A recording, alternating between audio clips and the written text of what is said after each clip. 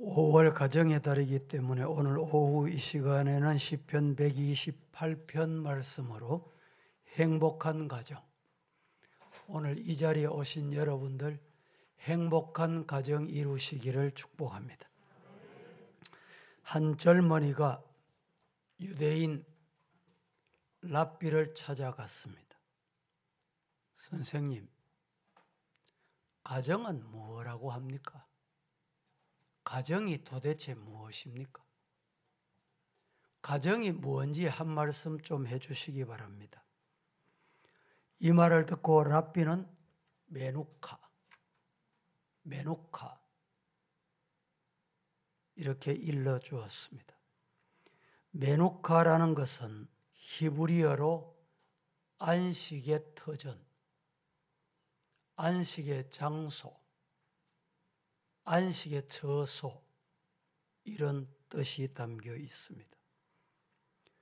가정이란 한마디로 안식할 수 있는 장소다. 메누카. 가정이란 안식하는 장소다. 이렇게 일러줬답니다. 젊은이가 다시 질문을 던집니다. 선생님, 영혼의 안식은 천국 나라에 가야만 있는 것이 아닙니까? 이 땅에도 안식이 어디 있습니까? 물었더니 랍비의 대답이 그렇습니다. 영원한 안식은 천국, 하나님의 나라에 가서 누리는 안식입니다. 그러나 이 땅에 사는 동안에 매일매일 안식은 바로 가정에서 얻는 안식이다 라고 일러주었다고 합니다. 선생님, 그렇다면 가정이 그렇게 소중하고 가정이 우리의 삶에 참된 안식을 줄 수 있는 곳이라면 가정에서 안식을 누릴 수 있는 무슨 조건이 있어야 되지 않느냐? 그 조건이 도대체 뭡니까? 랍비는 그 조건은 딱 한 가지. 여러분 뭘 같아요? 가정에서 안식을 누리는 딱 한 가지, 메노카. 그 한 가지가 뭘까요? 안식 누릴 수 있는 게. 헤세드. 헤세드가 무슨 뜻인지 아세요? 은혜. 하나님의 은혜가 임해야 된다. 여러분의 마음의 평안과 안식도 하나님의 은혜가 임해야 됩니다. 여러분의 마음에 여러분의 가정에 안식이 임하기를 주님 이름으로 축복합니다. 헤세드라는 말은 큰 은혜, 헤아릴 수 없는 은혜, 너무너무 귀한 은혜, 이런 뜻입니다. 하나님으로부터 오는 것이 은혜입니다. 하나님이 주시는 것이 은혜예요. 내가 받을 자격 갖추고 내가 요건을 갖추어서 받는 것이 아니에요. 하나님이 거저 주시는 것, 그것이 은혜입니다. 자비도 긍휼도 하나님이 주시는 은혜예요. 다 우리 모두가 죄인입니다. 죄인인데 하나님이 은혜를 주셔서 하나님의 은혜로 우리는 죄 사함을 받았어요. 믿습니까? 어떻게 은혜 받았어요? 하나님의 은혜로. 내가 회개했기 때문에입니까? 내가 뭘 드렸기 때문입니까? 내가 기도를 열심히 했기 때문입니까? 하나님의 은혜인 거예요. 하나님께서는 은혜를 주실 때 가정을 통해서 안식을 주시고 평안을 주시고 행복을 주십니다. 5월은 가정의 달인데 오늘이 5월의 시작 첫날입니다. 달력에 보면 가족과 가정과 연관된 날들이 정말 많이 있습니다. 어린이날, 어린이 주일, 어버이날, 어버이 주일, 가정의 날, 성년의 날, 부부의 날, 노동의 날. 교회에서는 5월 되면 또 스승의 주일까지 지키죠. 이처럼 가정을 중시하는 것은 하나님께서 세우신 최초의 제도, 그 제도가 가정입니다. 모든 제도의 근본, 기본, 그것이 가정입니다. 가정에서 이루어집니다. 그래서 교회들 중에 표어를 정할 때 건강한 가정, 건강한 교회. 여러분, 어떤 건강한 가정이 되고 싶습니까? 그저 질병 없고 튼튼하고 이러면 건강한 가정입니까? 정신세계가 복잡한 사람이 있습니다. 정신세계가 복잡한 사람은 정신이 혼란합니다. 어지럽습니다. 여러분, 사탄 마귀에게 한번 올무에 끌려보세요. 대부분의 사람이 손 못 댑니다. 사람이 덤벼서 되는 게 아니에요. 왜? 사탄은 영물입니다. 영물이에요. 그렇기 때문에 인간의 수단이나 인간의 방법으로 못 이겨요. 그러면 어떻게 해야 되느냐? 하나님이 해주셔야 돼요. 믿습니까? 우리 성도들은 하나님이 주시는 은혜 속에 잠기시기를 축복합니다. 제가 이 자리에서 저 변명도 좀 하고 싶은데 설교 시간에 저는 그렇게 안 합니다.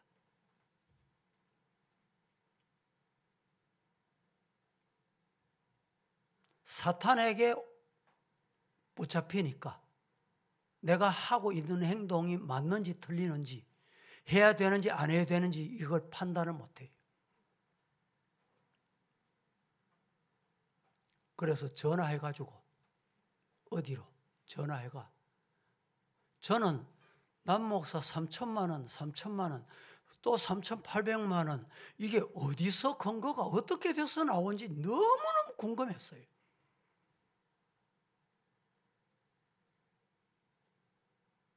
여기서 남목사에게 당신이 그렇게 해라. 예? 줘라. 이 양반이 이상하잖아. 하도 자기 표현이 이렇습니다. 주라고 막 닥달을 한다는 닥달. 그래서 안 주고 줬다 했다는 거예요.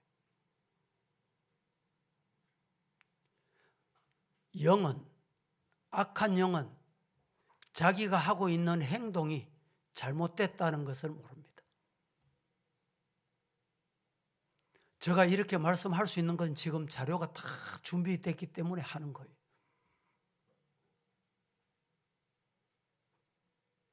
한번 생각해 보세요.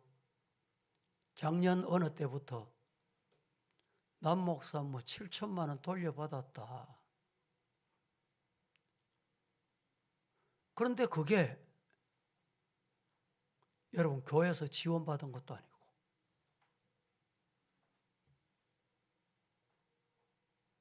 그런데 소문을 어떻게 내냐? 남 목사 건축 헌금 7천만 원 챙겼다. 경찰서에 수사 의뢰했더라고. 제가 가서 저도 수사를 받았어요.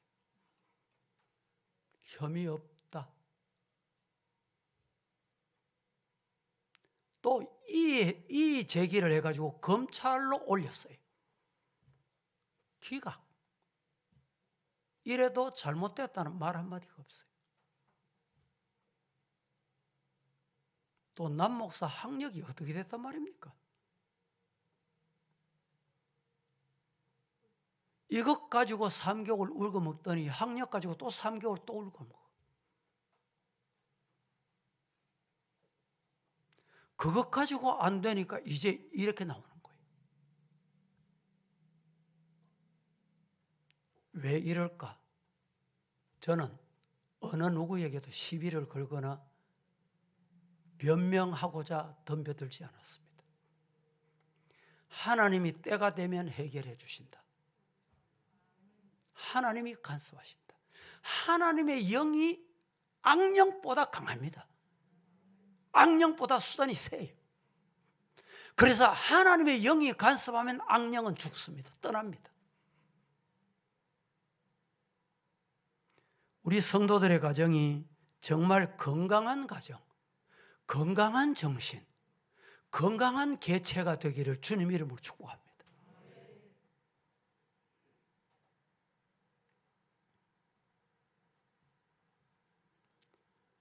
가정을 중시하는 것은 하나님께서 세우신 최초의 제도가 가정이기 때문입니다.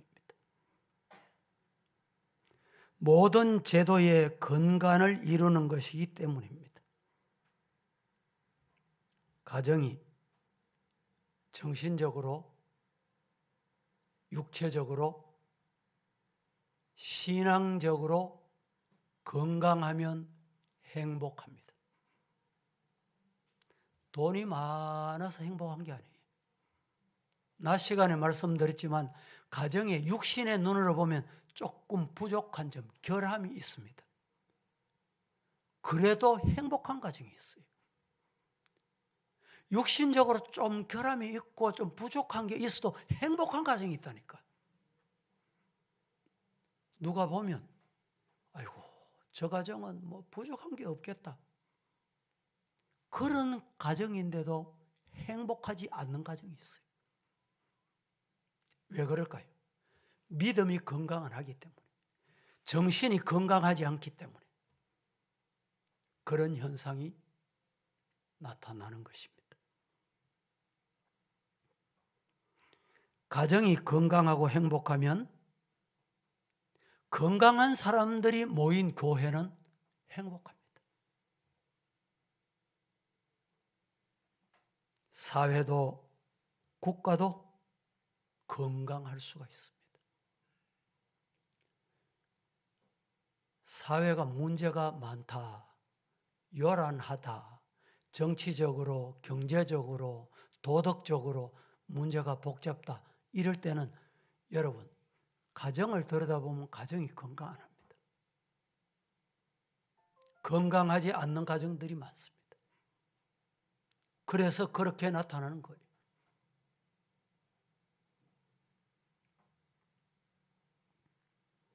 그러면 행복한 가정은 어떤 가정인가?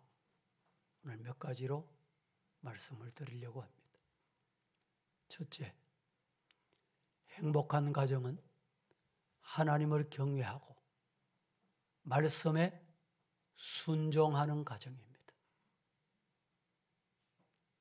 여러분 행복하기를 원하십니까? 행복한 가정 되기를 원하십니까? 그러시다면 하나님을 경외하고 말씀에 순종해야 돼요. 말씀에.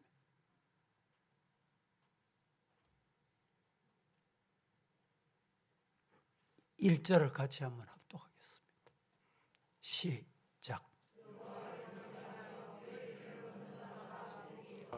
여호와를 경외하고 그 길을 가는 사람, 아버지도 어머니도 자식도 아들도 딸도 여호와 경외하는 것. 그 길을 가는 자는 복이 있다. 오늘 제목대로 행복한 방법이 여기에 있다 이 말입니다. 가정이 건강하고 행복해지는 비결은 세상의 조건이 아니라 하나님이시다. 이런 말입니다. 하나님이 중심에 계셔요.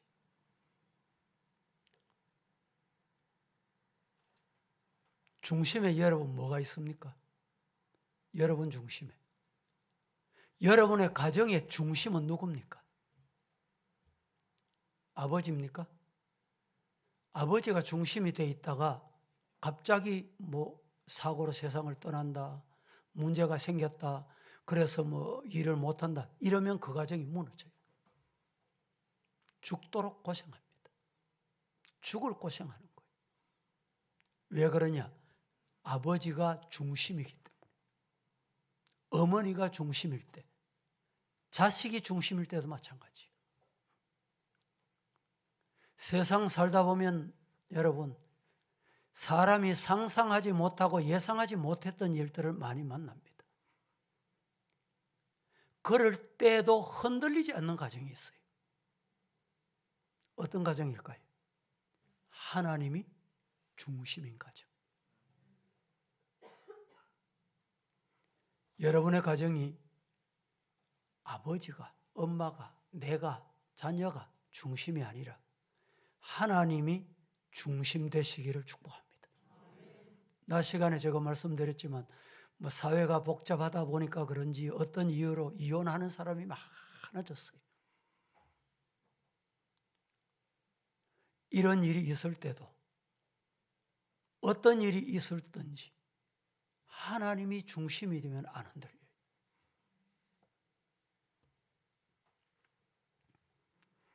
천지 만물의 주인이시고 생사화복의 근원이신 하나님을 알고 하나님께 예배드리고 순종하는 것이야말로 영적으로 건강하고 가정도 건강하다는 증거입니다. 잠언에는 하나님을 경외하는 것이 지혜의 근본이다 라고 말씀을 했습니다. 경외는 공손히 섬기며 두려워하는 마음 있는 것, 이런 뜻입니다. 두려움이란 겁에 질려 있는 공포를 말하는 것이 아니라 지극히 존경하는 마음에서 진액이 나오듯이, 액기스가 나오듯이 경건한 것을 말합니다. 성경의 많은 부분에서 하나님을 경외하라는 말씀이 나옵니다. 하나님을 경외하고 순종하는 것은 행복의 첫 관문입니다. 첫 관문을 잘 통과하여 행복을 누리는 성도이기를 축복합니다. 두 번째, 행복한 가정은 어떤 가정인가? 일하는 가정입니다. 일하는 가정. 열심히 직장 생활하고 일하던 사람이 일을 안 하면 병든다, 일을 안 하면 늙는다, 이런 말을 많이 듣잖아요.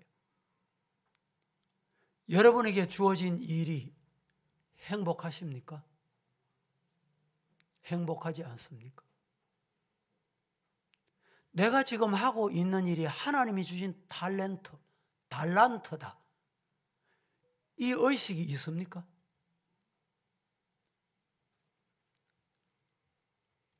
요사이 목회자들도 보면 뭐 교회 부임하면 한 달, 우리 교회도 그랬어요. 한 달쯤 뭐 있다가 두 달째쯤 되면 아이고 목사님 못 하겠습니다. 아이고 주일학교 가보면 못 하겠습니다. 어디 뭐 기관에 가보면 뭐가 세다 그럽니까? 귀가 세다 그러나 뭐. 그래서 한두 달도 채 못 있고 두세 달도 못 있고 6개월도 못 있고 떠난 교역자가 많습니다.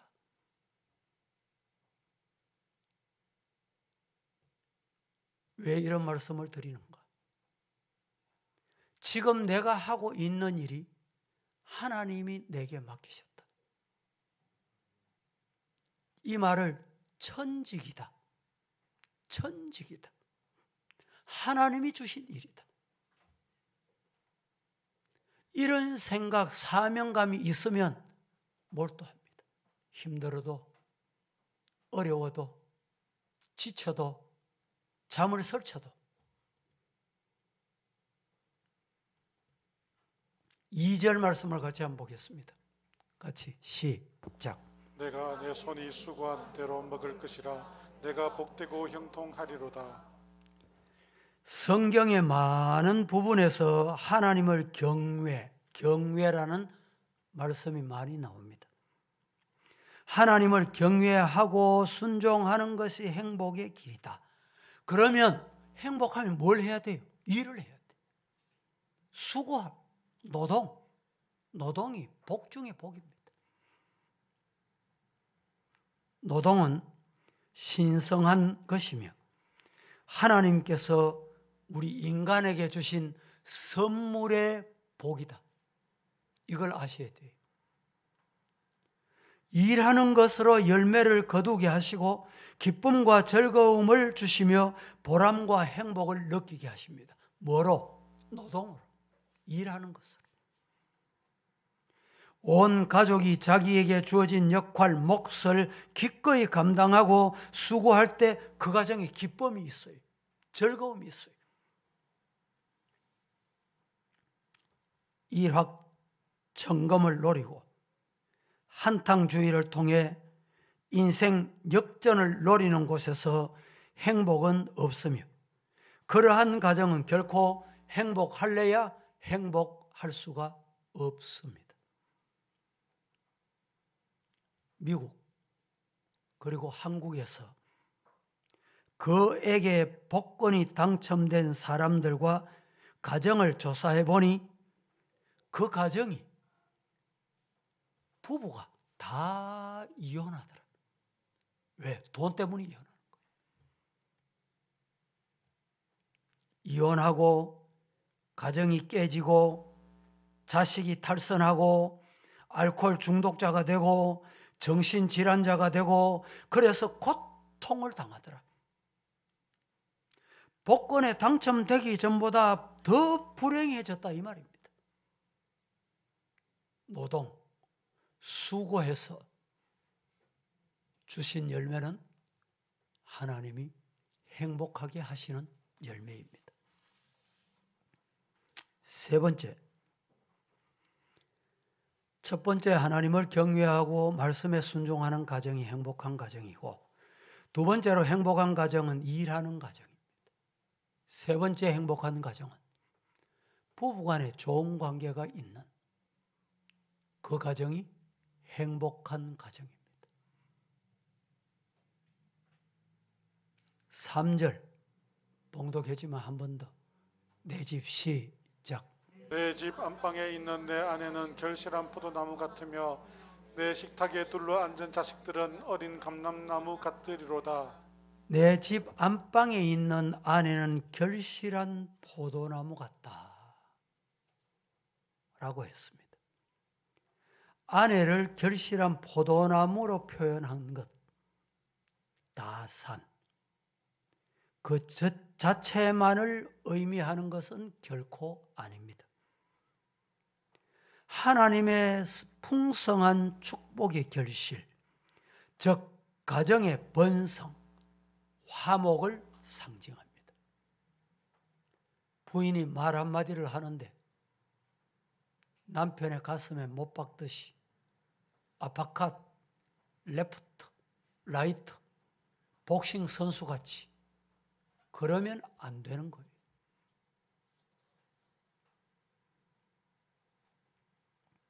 하나님을 경외하고 말씀에 순종하는 부부는 아름다운 관계입니다. 아름다운 관계. 부인이 조금 똑똑하면 남편이 자기보다 덜 똑똑하면 문제가 생겨요. 여러분, 남편이 조금 덜 똑똑해도 남편을 높이면 자기가 칭찬을 받습니다.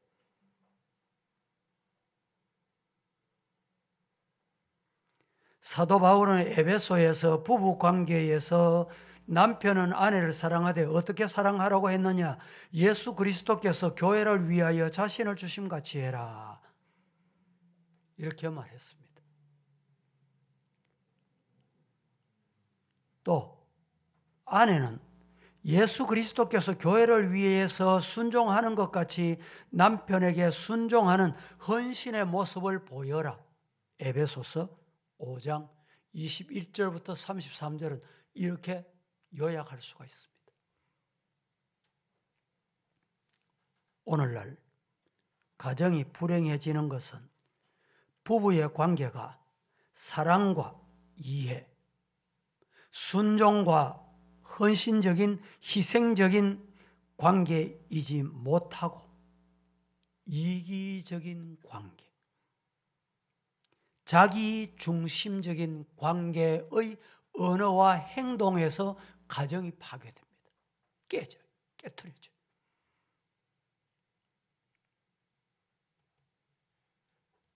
부부가 서로를 바라볼 때 감사한 마음이 있고 잘해주고 싶고 사랑하는 마음이 속에서부터 일어난다고 하면 제일 가까운 곳에서부터 여러분 행복이 시작이 되고 미움이 떠나고 원망이 떠나고 보기 싫은 마음이 떠납니다.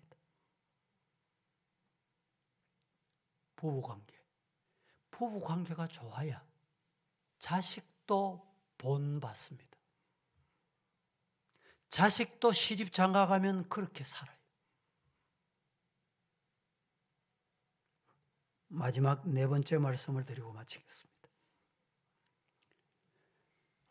부모와 자녀 간의 관계가 좋은 가정이 행복한 가정입니다. 당연하지요. 그런데 이게 어려운 시대가 오늘의 시대입니다. 부모 자식의 관계가 좋아야 돼요.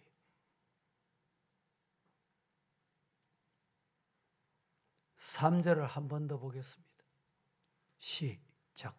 내 집 안방에 있는 내 아내는 결실한 포도나무 같으며 내 식탁에 둘러앉은 자식들은 어린 감람나무 같으리로다. 식탁에 둘러앉은 자식들은 어린 감람나무 같으리로다. 부모와 자녀가 각자의 몫을 감당하고 상호 도리를 지킬 때 이루어지는 축복의 열매로서 어린 감람나무로 묘사했습니다. 여기에서 감람나무는 신선함과 활력, 건강하고 유쾌한 삶의 상징으로 표현했습니다. 나이가 어린 감람나무가 원 감람나무로부터 생명력을 부여받았다는 사실을 통해 부모와의 유대 관계의 중요성을 나타내는 것입니다. 자식은 여호와께서 주신 기업이요 상급이라고 했습니다. 자녀들이 하나님을 경외하며 부모님들과 좋은 관계를 맺으며 주의 교훈과 훈계로 말씀으로 양육받아 순종하며 살아가는 모습은 행복한 가정의 아름다운 모습의 대표적입니다. 그렇게 되기를 축복합니다. 오늘날 바쁜 삶을 살다 보니 한 상에서 같이 음식을 먹을 수 있는 기회가 많지 못하지만 할 수만 있다면 같이 식탁에 교제가 많이 있는 가정, 행복한 가정이 되시기를 축복합니다. 하나님께서 이 같은 가정을 복주시고 번영과 평강을 주신다고 했습니다. 건강하고 행복한 가정은 문제가 없는 가정이 아닙니다. 문제가 있어도 그 문제를 잘 극복하는데 어떻게 극복하느냐? 믿음으로 극복하는 거예요. 문제 없는 가정이 없습니다. 목사 가정도, 장로 가정도, 처음 믿는 가정도, 오래 믿어도. 여러분, 여기 우리 청년들이 많이 있는데 청년 때 뭐 고민하고 고민하던 거 지금 생각하면 그거 아무것도 아니고 고민거리가 아니에요. 그런데 청년 때는 그게 고민거리인 거예요. 여러분, 초등학생 여기 물어보세요. 고민거리 있는지 없는지. 초등학생에게 야, 너 학원 그렇게 많이 다니면 좋겠다. 아이고 피곤해 죽겠습니다. 그러기나. 그렇습니다. 내 기준으로 다른 사람 기준으로 나를 삼지 말고 어떤 문제이든지 믿음으로 문제를 들여다보지 말고 문제를 문제로 해결하고 문제를 문제로 여기지 말고 문제를 하나님 앞에 기도하고 믿음으로 해결하는 5월 가정의 달에 행복한 가정들 다 되시기를 예수님 이름으로 축복합니다. 거룩하신 하나님, 오늘도 말씀을 받았습니다. 하나님이 이루어지신 우리들의 가정, 하나님께서 주시는 행복을 누리며 하나님의 영광을 위하여 살게 하옵소서. 예수님의 이름으로 기도합니다. 아멘. 208